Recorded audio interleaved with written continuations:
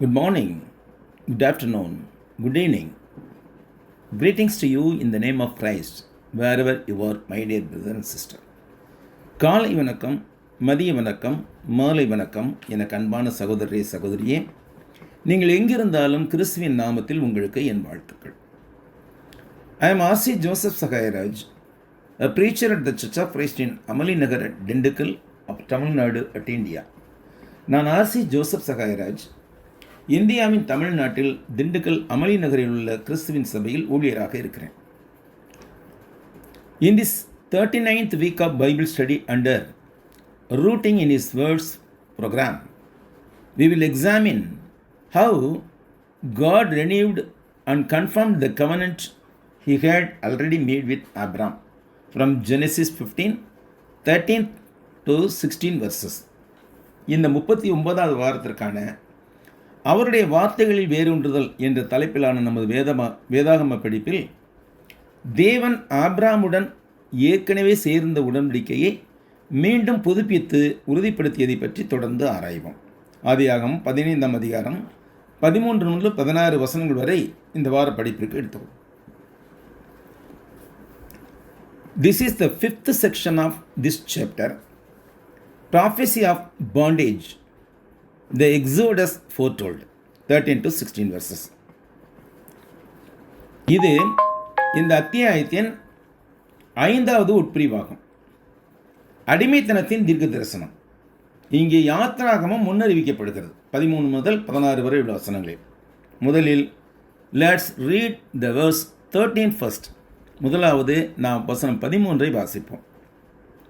Then he said to Abraham, know certainly that your descendants will be strangers in a land that is not theirs, and will serve them, and they will afflict them 400 years.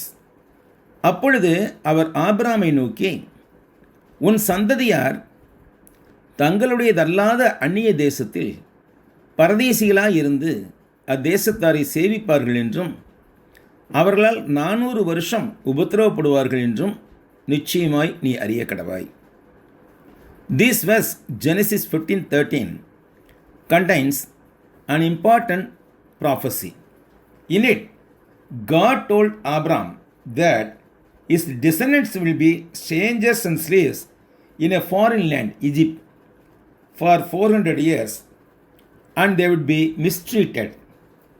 ஆதியாகமம் 15:13 வசனத்தில் ஒரு முக்கியமான தீர்க்க தரிசனம் அடங்கியுள்ளது. இதில் ஆபிரகாமின் சந்ததியினர் 400 ஆண்டுகள் அந்நியர்களாகவும் அடிமைகளாகவும் அந்நிய தேசத்தில், அதாவது எகிப்து நாட்டில் மோசமாக நடத்தப்படுவார்கள் என்றும் தேவன் ஆபிரகாமுக்கு தெரிவித்தார். This verse indicated that in God's covenant plan, Abraham's descendants would have to experience many hardship before they could inherit the promised land. This verse also indicated that at the end of that hardship, deliverance would surely come. இந்த வசனம் தேவனுடைய உடன்படிக்கை திட்டத்தில் வாக்களிக்கப்பட்ட தேசத்தை சுதந்திரிப்பதற்கு முன்பு ஆபிரகாமின் சந்ததியார் பல துன்பங்களை அனுபவிக்க வேண்டும் என்று குறிப்பிட்டது. அந்த துன்ப காலத்தின் இறுதியில் விடுதலை உறுதியாக வரும் என்பதையும் இவ்வசனம் குறிப்பிட்டது. Let's now look at some key research notes related to Genesis 15:13. ஆதியாகமம் 15:13 வசனத்தின் தொடர்பான முக்கிய ஆராய்ச்சி குறிப்புகளை இப்பொழுது நாம் கவனிப்போம். First, the context of the covenant. முதலாவது உடன்படிக்கையின் சூழல். This message came during a deep sleep or vision. In the previous verse, we saw that when the sun was going down, a deep sleep fell upon Abraham, and horror and darkness fell upon him. Then God confirmed the covenant he had made. உடன்படிக்கையின் சூழல். இந்த செய்தி ஆழ்ந்த தூக்கம் அல்லது தரிசனத்தின் போது வந்தது. இதற்கு முந்தைய வசனத்தில் நாம் சூரியன் அஸ்தமிக்கும் போது ஆபிரகாமுக்கு அயர்ந்த நித்திரை வந்தது, திகிலும் காரிருளும் அவனை மூடிக்கொண்டது என்பதை கவனித்தோம்.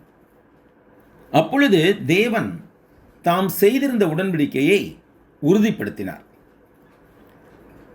Prophetic details. God outlines 4 key points in this. தீர்க்கதரிசன விவரங்கள். இதில் தேவன் 4 முக்கிய அம்சங்களை கோடிட்டு காட்டுகிறார். First, there would be strangers in the land of not in a land not theirs. முதலாவது, அவர்கள் தங்களுடையதல்லாத ஒரு தேசத்தில் அந்நியர்களாக இருப்பார்கள். Second, they would be slaves. இரண்டாவது, அவர்கள் அடிமைகளாக இருப்பார்கள். Third, they would be oppressed or mistreated. மூன்றாவது, அவர்கள் ஒடுக்கப்படுவார்கள் அல்லது மோசமாக நடத்தப்படுவார்கள். Fourth, this period would last 400 years. நான்காவது, இந்த காலம் 400 ஆண்டுகள் நீடிக்கும். Significance. This helps prepare Abraham for his future. It shows that God is in control of history even during the difficult times for his people. முக்கியத்துவம். இது ஆபிரகாமை அவரது எதிர்காலத்திற்கு தயார்படுத்த உதவுகிறது. இது தேவன் தம் மக்களின் கடினமான காலங்களில் கூட வரலாற்றை கட்டுப்படுத்துகிறார் என்பதை காட்டுகிறது. 400 years timeline. This period can be considered to represent the entire journey from the birth of Isaac to the Exodus. 400 ஆண்டு காலக்கோடு. இந்த காலம் ஈசாக்கின் பிறப்பு முதல் யாத்ராகம் வரையிலான மொத்த பயண காலத்தை குறிக்கிறது என்று கருதலாம். Divine promise of justice. Despite their slavery, God promised to judge their enslaving nation, free them and bring them out with great possessions. நீதியின் தெய்வீக வாக்குறுதி.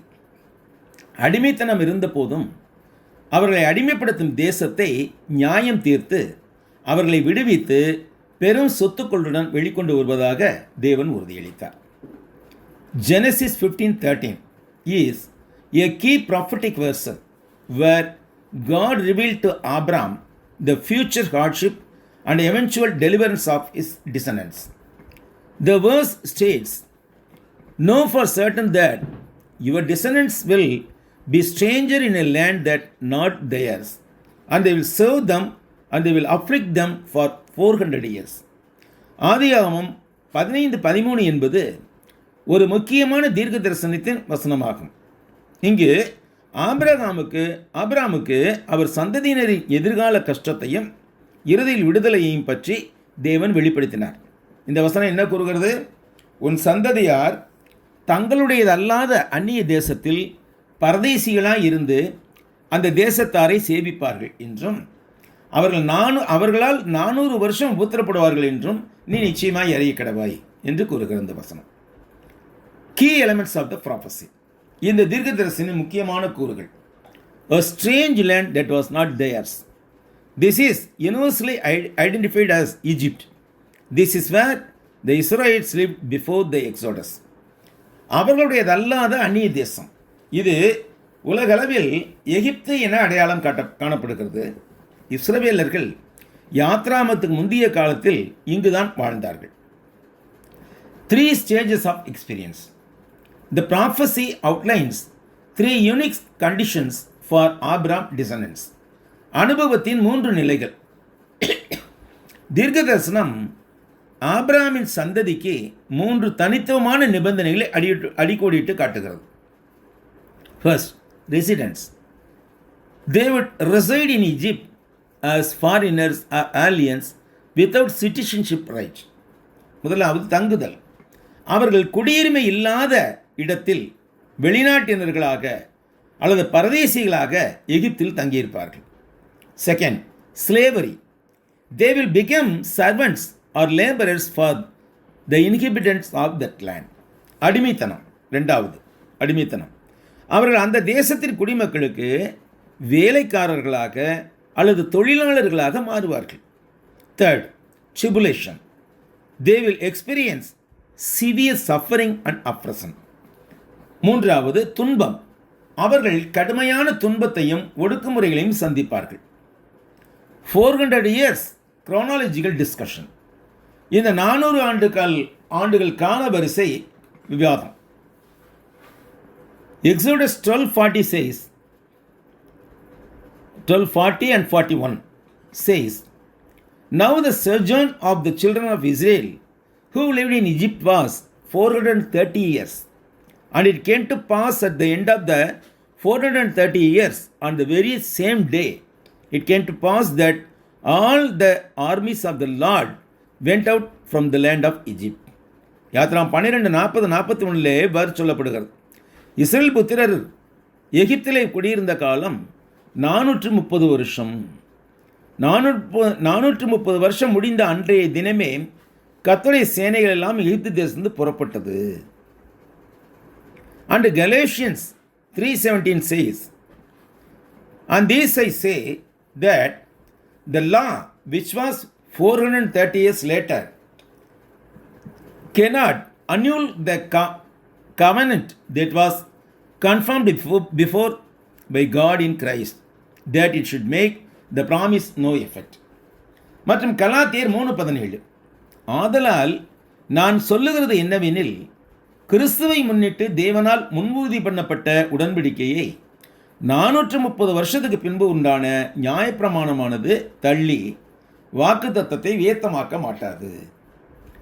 Since both these verses state that the Israelites were slaves in Egypt for 430 years, the detail of this time period is needed here. இந்த இரண்டு வசனங்களும் இஸ்ரவேலர்கள் எகிப்தில் 430 ஆண்டு காலம் அடிமைகளாக இருந்தார்கள் என்று குறிப்பிடுவதால் இந்த கால அளவு குறித்த நுணுக்கமான ஒரு ஆய்வு இவ்விடத்தில் தேவைப்படுகிறது.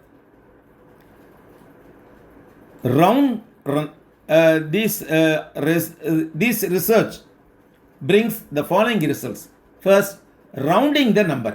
Many scholars consider the 400 years to be circular figure common in prophetic language. இது ஒரு எண்ணை முழுமைப்படுத்துதல், சுற்று எண் என்று சொல்வார்கள், ரவுண்டிங் த நம்பர் என்று சொல்வார்கள். அதாவது இப்போ 15 ரூபா 30 பைசா அப்படின்னாக்கா அதை ரவுண்டாக 15 ரூபா அப்படின்னு சொல்லணும். 15 ரூபா 50 பைசா அல்லது 50 பைசாவுக்கு மேலே இருந்துச்சுன்னா அதை 16 ரூபான்னு சொல்கிறோம். அந்த மாதிரி இதை ரவுண்ட் பண்ணுறது அப்படிங்கிறாங்க.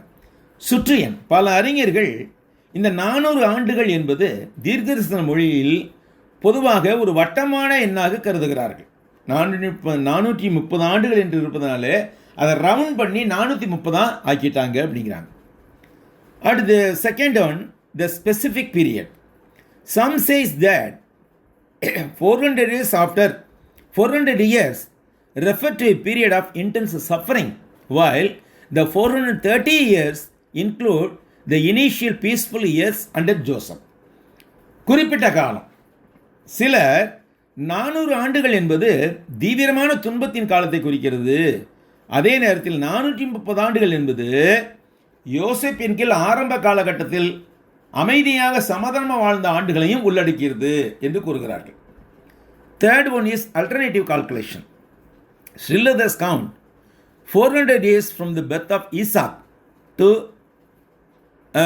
Isaac until the Exodus, saying that the 430 years begin earlier than original promise to Abraham. மூன்றாவதாக மாற்று கணக்கீடு. இன்னும் சில விளக்க உரையாளர்கள் ஈசாக்கின், அதாவது வித்து, ஆபிரகாமுக்கு வாக்களிக்கப்பட்ட வித்து பிறப்பு முதல் யாத்ராகம் வரையில் 400 ஆண்டுகளை கணக்கிடுகிறார்கள்.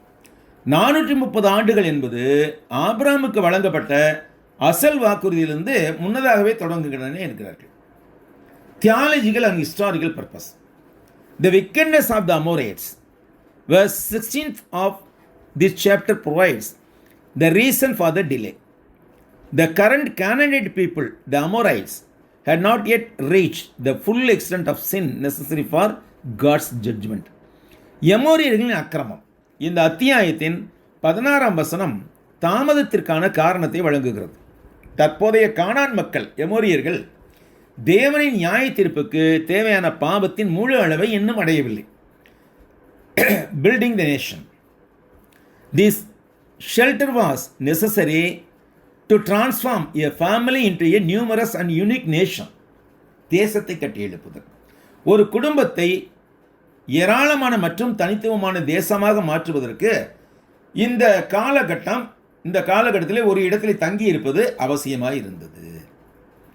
unconditional command. This revelation occurred while Abraham was in a deep sleep. This emphasizes that the fulfillment of the promise depends entirely on God's faithfulness, not Abraham's actions. நிபந்தனையற்ற உடன்படிக்கை. ஆபிரகாம் ஆழ்ந்த தூக்கத்தில் இருந்தபோது இந்த வெளிப்பாடு நிகழ்ந்தது. இது வாக்குறுதியின் நிறைவேற்றம் ஆபிரகாமின் செயல்களை அல்ல, ஆனால் தேவனுடைய உண்மைத்தன்மையே முழுமையாக சார்ந்தது என்பதை வலியுறுத்துகிறது. Next we go to the 14th verse. And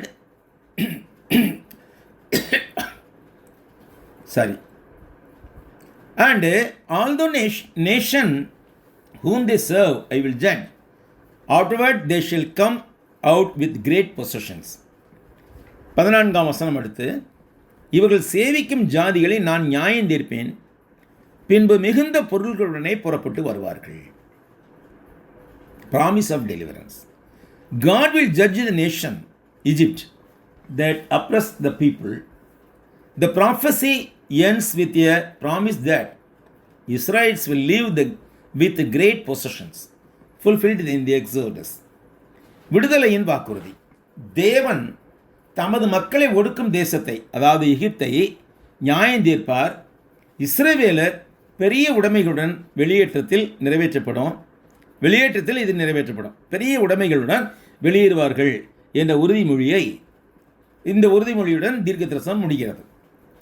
Genesis 15:14. This is a divine promise to Abraham. Even though Abraham's descendants would be enslaved in the future, God would judge their oppressors, Egyptians, and deliver them with great wealth. எதிர்காலத்தில் ஆபிரகாமின் சந்ததியினர் அடிமைப்படுத்தப்பட்டு இருந்தாலும் தேவன் அவர்களை ஒடுக்குபவர்களான எகிப்தியரை நியாயம் தீர்த்து இஸ்ரவேலர்களை மிகுந்த செல்வத்துடன் விடுவிப்பார் என்பது ஆபிரகாமுக்கு அளிக்கப்பட்ட தெய்வீக வாக்குறுதியாக இருந்தது. This reinforces God's faithfulness, His sovereign control over the history, and His commitment to deliver His people. If it foreshadowed the Israelites' later liberation from Egypt and their journey towards land of Canaan. இது தேவனின் உண்மைத்தன்மை, வரலாற்றின் மீதான அவரது இறையாண்மை கட்டுப்பாடு மற்றும் அவரது மக்களை விடுவிப்பதற்கான அவரது அர்ப்பணிப்பு ஆகியவற்றை வலுப்படுத்துகிறது. இது இஸ்ரவேலர்கள் பிற்காலத்தில் எகிப்திலிருந்து விடுவிக்கப்பட்டு கானான் தேசத்தை நோக்கி பயணப்பட போவதை முன்னறிவித்தது.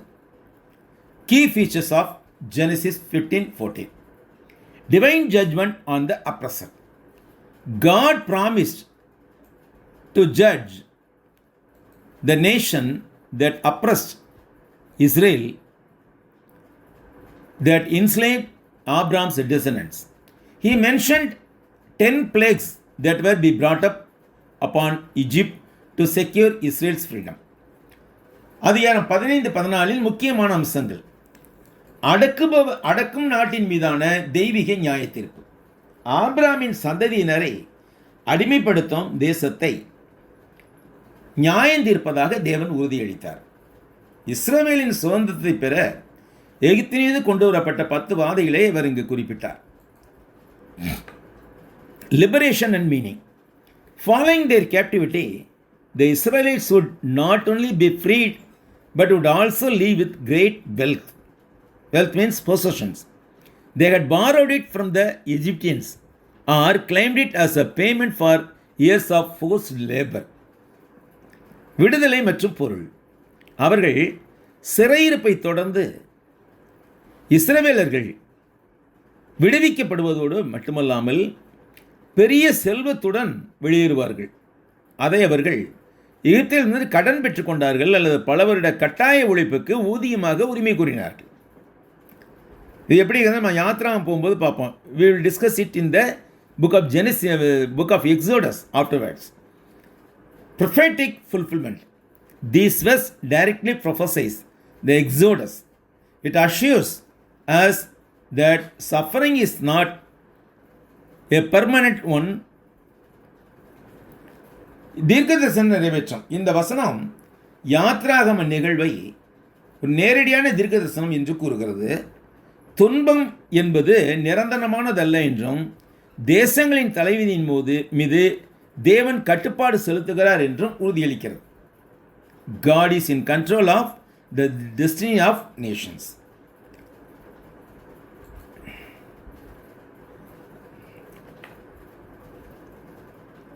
Next governmental context. அடுத்ததாக உடன்படிக்கைக்குள் சந்தர்ப்ப சூழல். This promise is part of a larger, more sacred covenant that God makes with Abraham. It is sometimes referred to as the Abrahamic covenant. In it, God reaffirms his promise to give the land of Canaan to Abraham's descendants, even though the journey will be difficult. உடன்படிக்கைக்குள் உள்ள சூழல். இந்த வாக்குறுதி தேவன் ஆபிரகாமுடன் செய்யும் ஒரு பெரிய புனிதமான உடன்படிக்கையின் ஒரு பகுதியாகும். இது சில நேரங்களில் ஆபிரகாமிய உடன்படிக்கை என்றும் குறிப்பிடப்படுகிறது. இதில் பயணம் கடினமாக இருந்தாலும் ஆபிரகாமின் சந்ததியினருக்கு கானான் தேசத்தை கொடுப்பதற்கான வாக்குத்தத்தத்தை தேவன் மீண்டும் உறுதிப்படுத்துகிறார். This passage highlights God's role as a defender of the oppressed and a keeper of the promise of justice as seen in the Israelites' eventual liberation and enrichment. இஸ்ரவேலர்களின் இறுதி விடுதலை மற்றும் வளப்படுத்துதலில் காணப்படுவது போல ஒடுக்கப்பட்டவர்களின் பாதுகாவலராகவும் நீதியை உறுதி செய்யும் வாக்குறுதியை காப்பவராகவும் தேவன் கொண்டுள்ள பங்கை இந்த பகுதி எடுத்துக்காட்டுகிறது. Next we go to verse 15. Now as for you, you shall go to your fathers in peace. You shall be buried at a good old age. 15வது வசனத்துக்கு அடுத்து சொல்லுகிறோம். தேவன் ஆபிரகாமிடம் சொல்லுவது தொடர்ந்து, நீ சமாதானத்தோட உன் பிதாக்களிடத்தில் சேருவாய், நல்ல முதிர் வயதிலே அடக்கம் பண்ணப்படுவாய். Before the trials that Abraham's descendants would face, Abraham is promised a peaceful and long life and a natural death. This promise a peaceful, honorable departure and serves as a testament to Abraham's faithfulness and personal interest in God. ஆபிரகாமின் சந்ததியினர் எதிர்கொள்ளும் சோதனைகளுக்கு முன்பு ஆபிரகாமுக்கு அமைதியான நீண்ட ஆயுளையும் இயற்கையான மரணத்தையும் இந்த வாக்குத்தத்தம் உறுதியளிக்கிறது. இது அமைதியான மரியாதைக்குரிய புறப்பாட்டை உறுதியளிக்கிறது மற்றும் ஆபிரகாமுக்கு தேவனின் உண்மைத்தன்மை மற்றும் தனிப்பட்ட அக்கறைக்கு ஒரு சான்றாக செயல்படுகிறது. Key features of Genesis 15:15. You shall go to your fathers in peace. This phrase refers to dying peacefully, surrounded by family and in a right standing with God, rather than a violent or untimely death. It suggests a meaningful reunion with faithful ancestors. ஆதியாகமம் 15:15 முக்கிய அம்சங்கள். முதலாவது, உன் பிதாக்களிடம் சமாதானத்தோடு சேருவாய். இந்த சொற்றொடர் வன்முறையாக அல்லது அகாலமாக மரணமடைவதற்கு பதிலாக குடும்ப உறுப்பினர்களால் சூழப்பட்டு தேவனுடன் சமாதானமான நிலையில் அமைதியான நிலையில் இறப்பதை குறிக்கிறது. இது உண்மையுள்ள மூதாதையர்களுடன் ஒரு உணர்வுபூர்வமான திரும்புகை கூட்டத்தை குறிக்கிறது. You shall be buried at a good old age. This reinforces that Abraham will live a fulfilling life. It refers to a mature, productive life that fulfills the purpose of God has given to him. நல்ல முதிர் வயதிலே அடக்கம் பண்ணப்படுவாய். Abraham ஒரு நிறைவான முழுமையான வாழ்க்கையை வாழ்வார் என்பதை இது வலுப்படுத்துகிறது. இது தேவன் கொடுத்த நோக்கத்தை நிறைவேற்றும் பழுத்த முதிர்ந்த உற்பத்தி செய்யக்கூடிய வாழ்க்கையை குறிக்கிறது. Contextual significance. While the preceding verses, that means chapter 15:13 to 14 verses outline the difficult 400 years period of slavery for his descendants, verse 15 offers Abraham personal comforts. It assures him that he will not need or experience these trials. சூழ்நிலையின் முக்கியத்துவம். முந்தைய வசனங்கள், அதாவது 15ஆம் அத்தியாயத்தில் 13-14 வசனங்கள் அவரது சந்ததியருக்கு 400 ஆண்டுகால அடிமைத்தனத்தின் காலகட்டத்தை கோடிட்டு காட்டினாலும் 15ஆம் வசனம் ஆபிரகாமுக்கு தனிப்பட்ட ஆறுதலை அளிக்கிறது.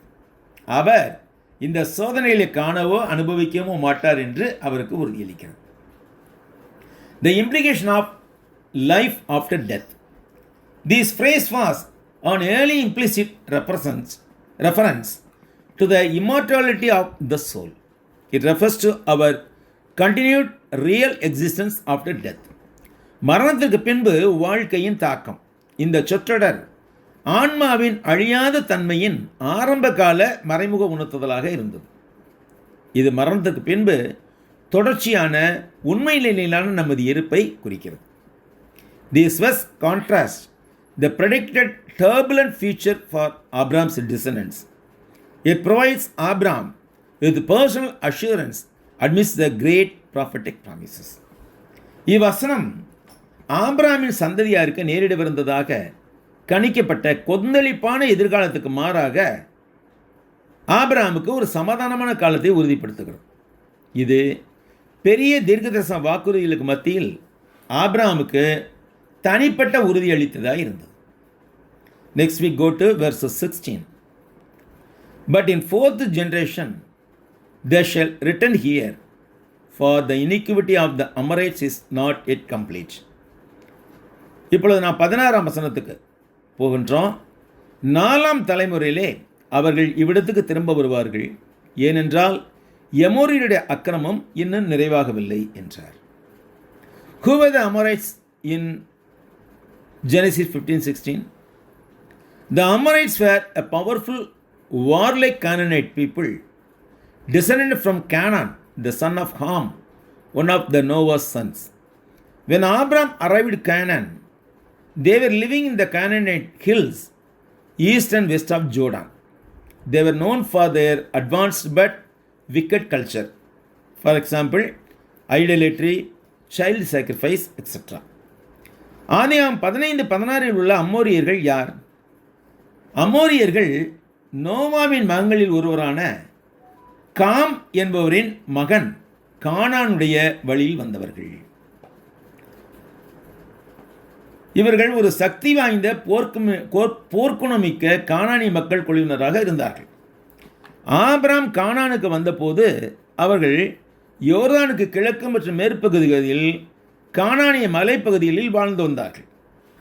அவர்களின் மேம்பட்ட ஆனால் அக்கிரமமான கலாச்சாரத்துக்கு, அதாவது விக்கிரகாராதனை, குழந்தை பலி முதலியவற்றுக்கு அவர்கள் பெயர் பெற்றிருந்தார்கள்.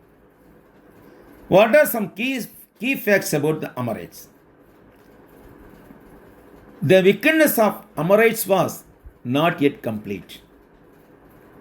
In Genesis 15:16, God told Abraham that his descendants, Abraham's descendant, would not yet be able to possess the land because of the wickedness of the Amorites had not yet reached its limit. The 400 years grace period before the divine judgment that would result from the victory of the Israelites allowed the Amorites a time of repentance. அமோரியர்களை பற்றிய முக்கியமான விவரங்கள் என்னன்னு பார்க்கும்போது, அமோரியருடைய அக்கிரமம் இன்னும் நிறைவாகவில்லை. ஆதியாகமம் 15:16 தேவன் ஆபிரகாமின் சந்ததியர் இன்னும் நிலத்தை சொந்தமாக்க முடியாத நிலையில் இருக்கப் போவதாக கூறினார். அமோரியர்களின்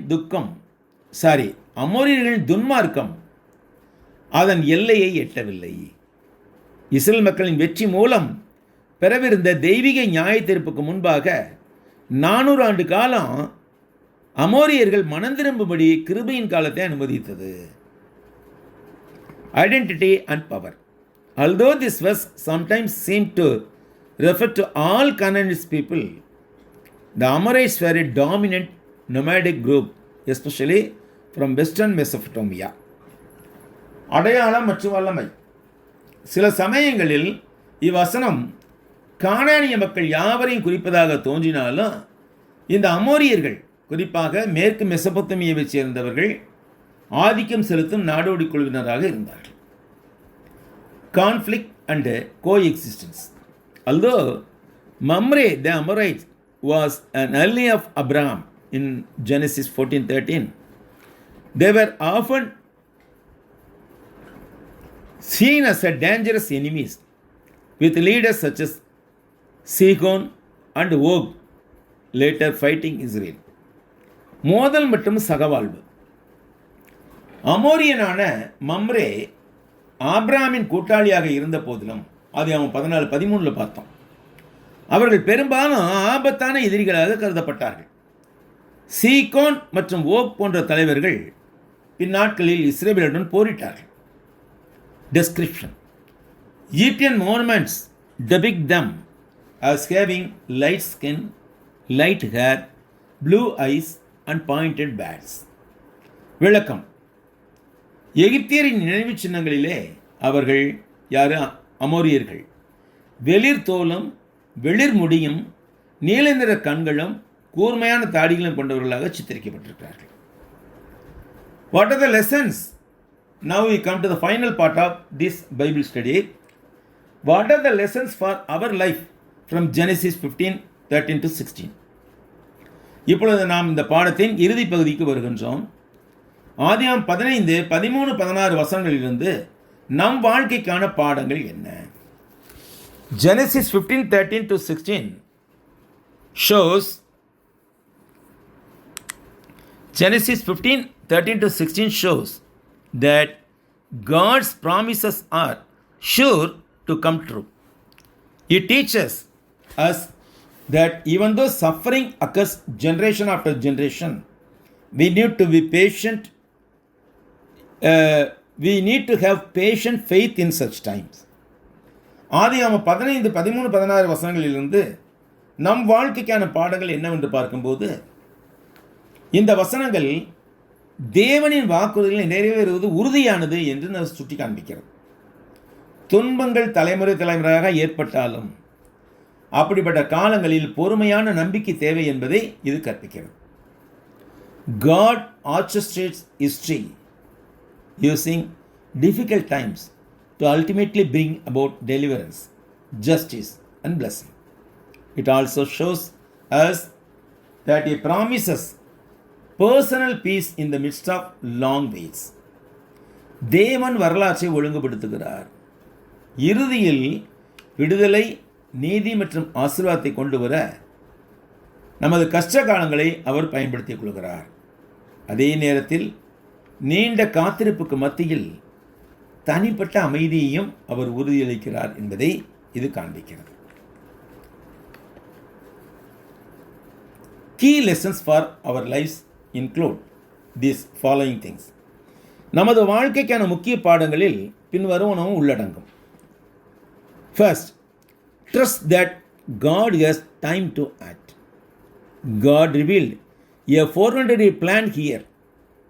His timeline rarely matches ours, but it shows that he is never late. Never late. நமது வாழ்க்கைக்கான முக்கிய பாடங்கள் என்னென்னு பார்க்கும்போது, முதலாவது, தேவன் தாம் செயல்படுவதற்கு ஒரு நேரம் வச்சிருக்கிறார். இதை நம்ம நம்பணும். இங்கே தேவன் ஆபிரகாம்கிட்ட ஒரு 400 அல்லது 430 ஆண்டு கால திட்டத்தை வெளிப்படுத்தினார். அவருடைய காலவரிசை நம்முடைய காலவரிசையோடு ஒத்துப்போகாது. அது ரொம்ப கஷ்டம். ஆனால் அவர் ஒருபோதும் தாமதிப்பதில்லை. தேவன் ஒரு காலம் தாமதிப்பதில்லை என்பதை இது காட்டுகிறது. Faithfulness in suffering. God does not promise us a life free from suffering, but He does promise us that He will be with us during our struggles and that He will judge the forces that oppress us. துன்பத்தில் உண்மையுள்ளவர். துன்பம் இல்லாத வாழ்க்கை நமக்கு இருக்கும் என்று தேவன் உறுதியளிப்பது கிடையாது. ஆனால் நமது வாழ்க்கை போராட்டங்களின் போது அவர் நம்முடன் இருப்பதாகவும் நம்மை ஒடுக்கும் சக்திகளை நியாயந்திருப்பதாகவும் அவர் உறுதியளிக்கிறார். God is sovereign over history. God sees the big picture of history. He plans and accomplishes events for His glory and for our complete good. தேவன் வரலாற்றின் மீது ராஜரிகம் செலுத்துகிறார். தேவன் வரலாற்றின் பெரிய சித்தரிப்பை பார்க்கிறார். அவரது மகிமைக்காகவும் நமது நிறைவான நன்மைக்காகவும் அவர் நிகழ்வுகளை திட்டமிட்டு நிறைவேற்றுகிறார். இந்த நம்பிக்கை நமக்கு இருக்க வேண்டும். Next comes promise of ultimate deliverance. Despite the impending slavery in Egypt, God assured the Israelites that suffering would not be the end of their history and that they would live with great possessions. இறுதியான விடுதலையின் வாக்குறுதி. எகிப்தில் வரவிருக்கும் அடிமைத்தனம் இருந்த போதிலும் துன்பமே அவருடைய வரலாற்றின் முடிவு அல்ல என்பதை அவர் உறுதி செய்து இஸ்ரவேலர்கள் பெரிய உடைமைகளுடன் வெளியேறுவார்கள் என்று தேவன் உறுதியளித்தார். Next comes the God's justice is measured. The delay in returning to the land was partly due to the Amorites' sin not yet complete. This represents God's patience and ultimate justice. தேவனின் நீதி அளவிடப்படுகிறது. தேசத்துக்கு திரும்புவதில் ஏற்பட்ட தாமதம் ஓரளவுக்கு எமோரியர்களின் பாவம் இன்னும் முழுமையடையாததன் காரணமாகும். இது தேவனின் பொறுமை மற்றும் இறுதி நீதியை குறிக்கிறது. Peace in life journey. வாழ்க்கை பயணத்தில் அமைதி. God promised Abraham a good old age and a peaceful death. He emphasizes that we can find peace in God even while we wait for the fulfillment of great promises. வாழ்க்கை பயணத்தில் அமைதி. தேவன் ஆபிரகாமுக்கு நல்ல முதுமை மற்றும் அமைதியான மரணத்தை உறுதியளித்தார். பெரிய வாக்குறுதிகள் நிறைவேறும் வரை காத்திருக்கும் போது கூட நாம் தேவனுக்குள் அமைதியை காண முடியும் என்பதை அவர் வலியுறுத்துகிறார். This passage reinforce that God is the keeper of ultimate promises and that it is our duty to be faithful to Him as we go through the difficult long wait. இந்த பகுதி தேவன் இறுதி வாக்குறுதியை காப்பவர் என்பதையும் கடினமான நீண்டகால காத்திருப்பு வழியாக நாம் கடந்து செல்லுகையில் நாம் அவருக்கு உண்மையாக இருப்பதே நம்முடைய கடமை என்பதையும் வலுப்படுத்துகிறது. With this, we conclude this week's Bible study on the topic of rooted in His Word. If the Lord wills, we will study the remaining verses of the Genesis chapter 15 in detail on the same day next week. அவருடைய வசனத்தில் வேரூன்றுதல் என்ற தலைப்பிலான இந்த வாரத்திற்கான வேதாம படிப்பை இத்துடன் முடித்துக் கொள்கிறோம்.